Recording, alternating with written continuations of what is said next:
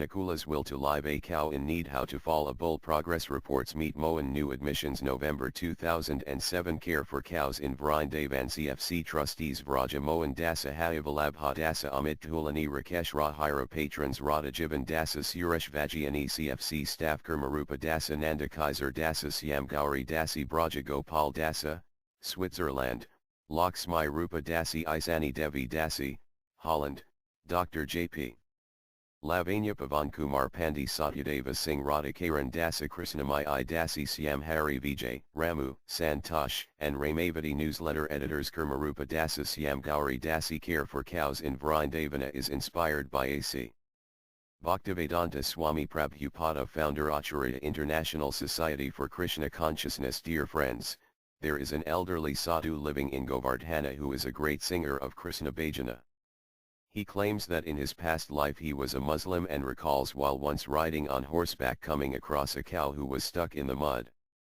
He dismounted, unraveled his turban and fashioned it into a lasso. After a few attempts he secured the cow around the horns with the cloth and then pulled her to Safta. After accomplishing that, he again mounted his horse and went about his regular business. This simple act of helping a cow in distress, he claims, afforded him the opportunity to take birth in Braja Mandal as a Vaisnava with a talent for singing and a taste for bhajana. His claim is supported by a statement from the Vishnu Dharmatara Purana, Part 3, Chapter 291, if one delivers a cow from a dangerous situation, from being stuck in the mud or from being attacked by a tiger, one attains the result of performing an Ashvamedha yajna.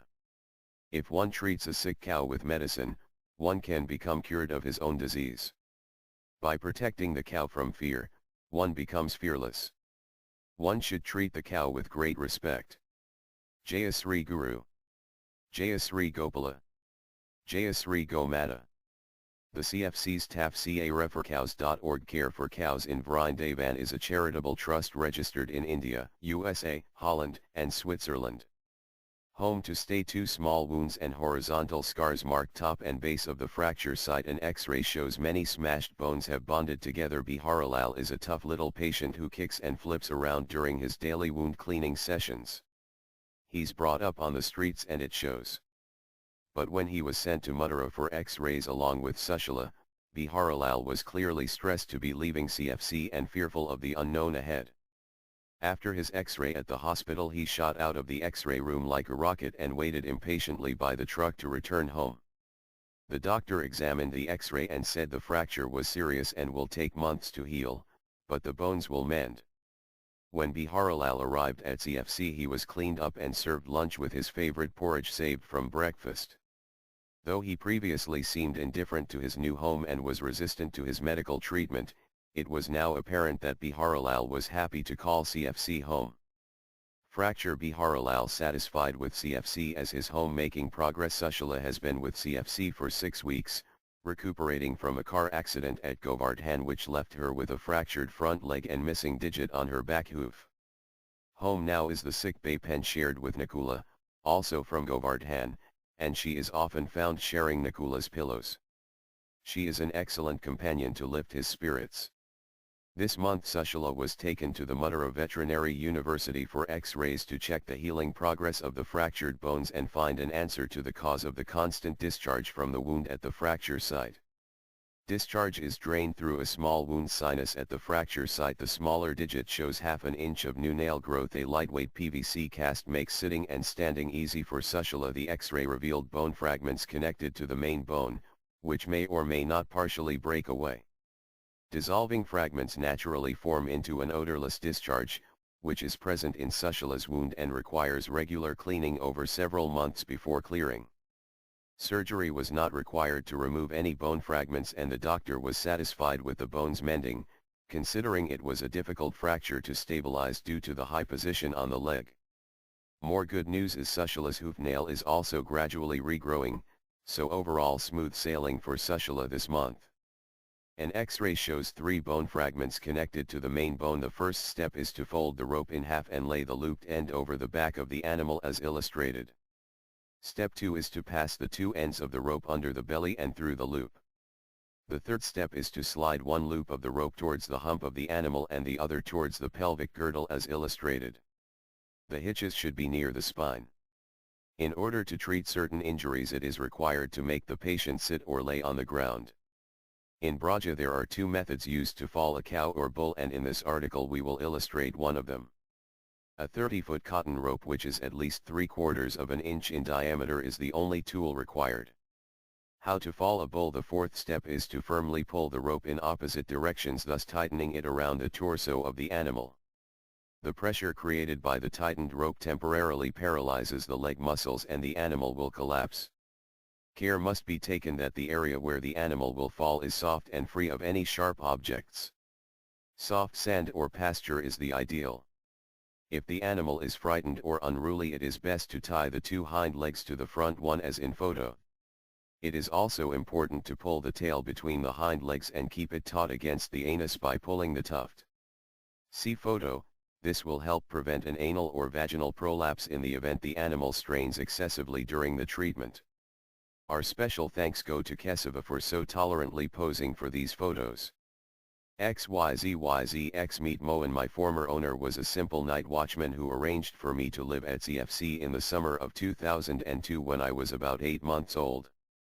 At that time there were only about 25 residents, so we all got a lot of attention.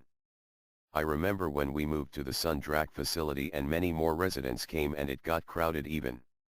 At one point the cowherd men decided they wanted to train us bulls to plow and pull the cart. Since I was old enough, they selected me to train with Madhu. I learned faster than the others and they suspected I was more intelligent and submissive. One of the most time-consuming practices is teaching us to back up. I have a natural liking to walking backwards and I used to do it in the barnyard even when we were not training. The cowherd men used to cheer when they would see me do it. After a 6 weeks Madhu and I graduated and he began to assist in pulling the school bus. They decided that I should wait until I was a bit taller. So while hanging out in the barnyard I used to watch the cowherd men open the gates as they went into the feeding and cooking areas. I studied how they would lift the metal latch to release the gates so they could swing open and soon learned to lift the latch with my horn and open them myself.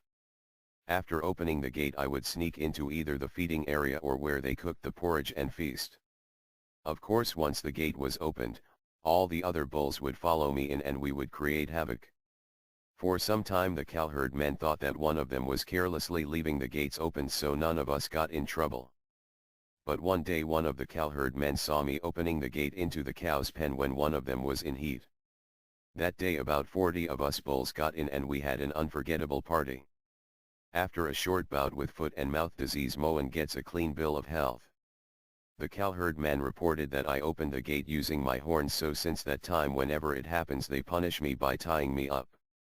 None of the other bulls could figure out how to open the gate, but since they knew that I knew how, they would goad me to open it when no one was looking. I did it often, but since the cowherd men knew I was the only one who knew how to open it, I would always be the one to get punished. Mohan lifts the metal latch with his horn and pushes the loose gate open with his nose in order to break into the cooking area. We have had to add a rope to all the gates in order to prevent him from opening them. Mohan in the foreground training with Madhu. Mohan rests after the students leave the school bus, so then I decided that after opening the gate, I would back up and let the others go first, hoping that they would be the ones to get in trouble instead of me, but it didn't work. I would still be the one that got tied up. I thought I was smart, but the cowherd men were smarter. Soon they began tying the gates shut with rope and I haven't been able to figure out how to untie them yet. About a month ago they decided I was tall enough to be Ram's partner, so I have been pulling one of the school buses with him.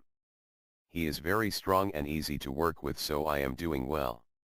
Taking the village kids to school is not hard work and we get a long break before we bring them back home. Very often they give us some snacks, so I am happy to do this service. It is better than sitting in the barnyard all day. Mohan performing a curious taunch twisting exercise. Fractured arm wound will to live. Fractured femur abscess. Bed sores on right side. Good healing after 2 weeks of wound care. This month took its toll on Nikula's body as he struggled with internal infections, long-running high fevers and increasing painful bed sores as a result of his injuries from the car accident in September. As his body works to heal the leg fractures, regrow new tissue and fight infection, the resources have been sapped from his body as he has no appetite and eats very little. He has consequently lost a lot of weight. The greatest danger to Nakula was internal infection, and after weeks of treatment he seems to have overcome it. A full month of appetite stimulants have kept him eating and ruminating so his digestive system does not shut down. He now looks forward to hot porridge at breakfast and treats of bread, watermelon, and bananas. Another difficult month lies ahead for Nakula, and we pray he maintains his strong determination and will to live. Front leg wound showing exposed bone in the wound's top left corner, September 16, 2007. By October 21 the bone was almost covered by new tissue. After 1 week of wound care the internal channel is still deep, but narrowed by new tissue growth. White bone is visible top left of the channel. Back leg fracture September 24, 2007, the cut femur bone and external wound. Internally, a 1-inch wide channel ran 5 inches deep alongside the bone. 3 weeks later, October 21, the bone is covered by new tissue, the channel is very narrow and half the depth. The opening is simultaneously narrowing. Dr. Lavanya drained 150 ml of pus from the large abscess. 2 double abscess developed on Nakula's fractured back leg. Both wounds were cleaned daily and were healing well by October, and good improvement in the wound by October, and forceps reach 4 inches deep into the elbow wound. October 21, October 9, stage I and 2 pressure sores. 1 week later, sores across the ribs and hip developed into stage 2 and 3 pressure sores. October 30, sores across the ribs were improving. The hip sore had developed into a stage 4 pressure ulcer. During October Nakula's bed sores were treated with citrus beehive honey, a potent wound healer and natural antibiotic. A cow in need. A fractured pelvis is a death sentence for a farm cow in the West, and for a dairy cow in India. In the West she would be seen as an economic liability and culled. In an ordinary dairy in India she would be left on the ground to die without proper care. A common cause of a pelvis fracture in a cow is due to slipping on a wet or smooth floor, or being mounted by a bull and falling down with the back legs doing the splits. A fractured pelvis is very painful, untreatable, and the cow cannot get up for the rest of her life.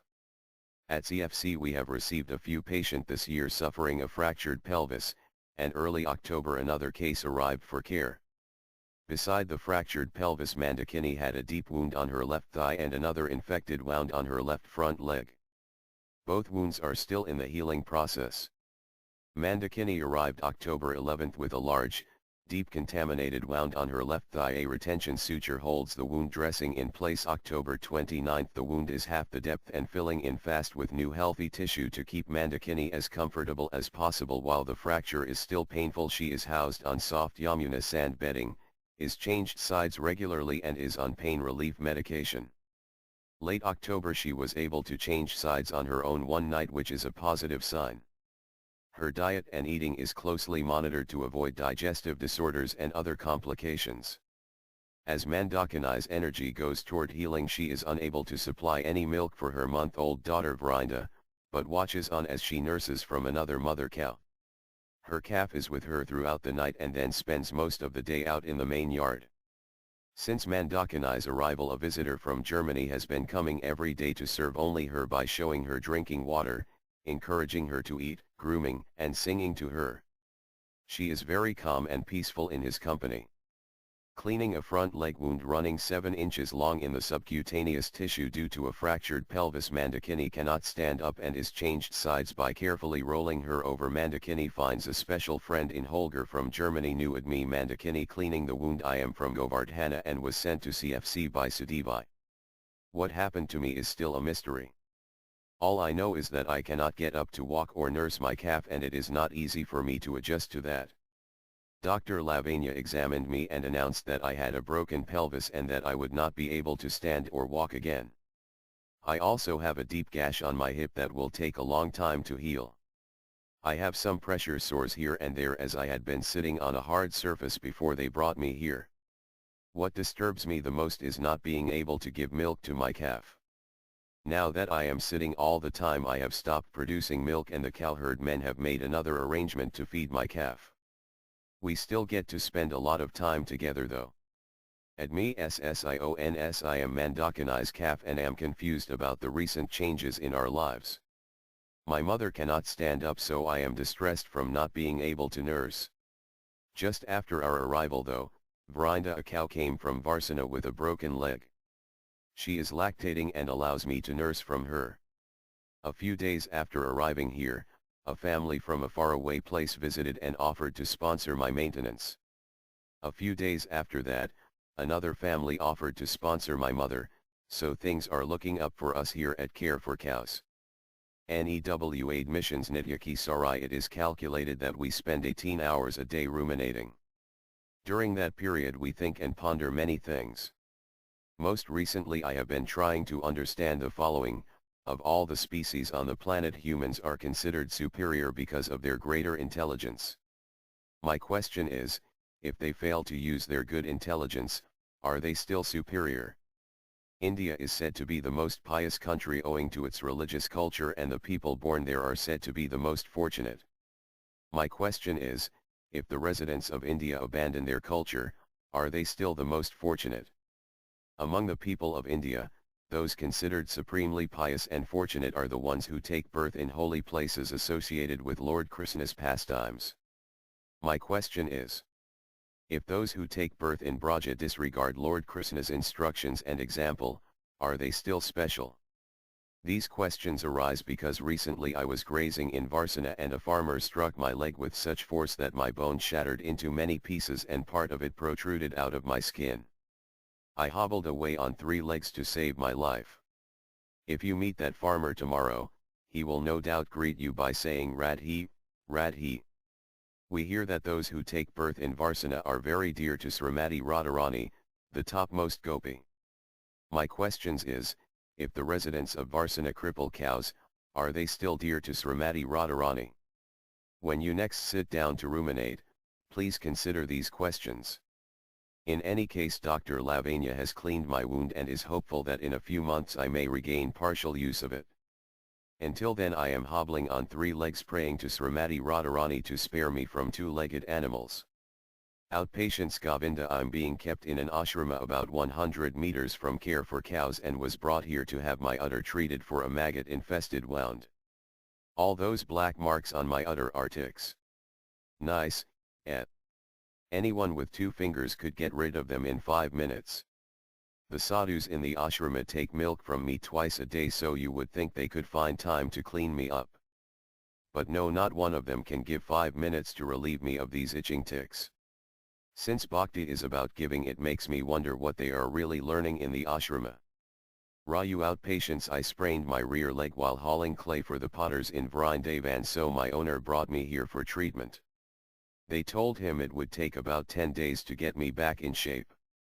No charge, but still he was sunk as he wondered how he would make ends meet without income for 10 days. He smiled when they offered him the use of one of their resident oxen while I rest and recuperate. It was a deal that's too good to be true. News travels fast in the village, so once the word gets out, I may be the beginning of a new community service RNR for oxen. Rajiv Satyajit Kakar from Gujarat, India is operating a Goshala in Brazil where he is hosting 108 gur cows. In 1992 one of his cows named Rupalai was awarded the #1 milk-producing cow in the world. Rupalai has a son named Jayzadana who was recognized as the best progenitor in the world. According to animal breeding experts, a gur bull can father between 1,000–1,200 calves in his lifetime. The cattle breeding department of the Brazilian government offered to purchase Jayzadana for $175,000, but Rajiv refused to sell him. In 2004 Rajiv sold one of his gur cows at an animal fair in Brazil for Rs.336,000. Today there are about 6 million gur cows in Brazil. In the news, gurs are known for having a bulbous head and long curved ears. Above is a gur cow from the herd of Srinathji in Nathwar, Rajas. Then the cows send their heartfelt thanks to those who assisted during October 2007. Alessandra Petrassi, Italy. Ananda Dasa, Guatemala. Anastasia Tsitsishvili, USA. Anonymous, Singapore. Aravind and Mandakini, Australia. Arpana Dasi, USA Atul Gupta, India Bart Friso, USA Braja Gopal Dasa, Switzerland Karl and Stella Herzog, USA Devi Sakti Dasi, India David Thornton, USA Dhruva Maharaja Dasa, India Dhruva Singh, India Diptaman Chatterjee, India Elizabeth Stewart, USA Hemant Ramana, USA Jason Rapp, Australia Jayadeva and Janaki, India Jivananda Dasa, SA Katha Kanwar, India Katyayani Dasi, USA Koshal Kakar, India Labangalatika Dasi, India Madhva Muni and Kisarai, Serbia Mahani Hai Swami, India Manakanya Dasi,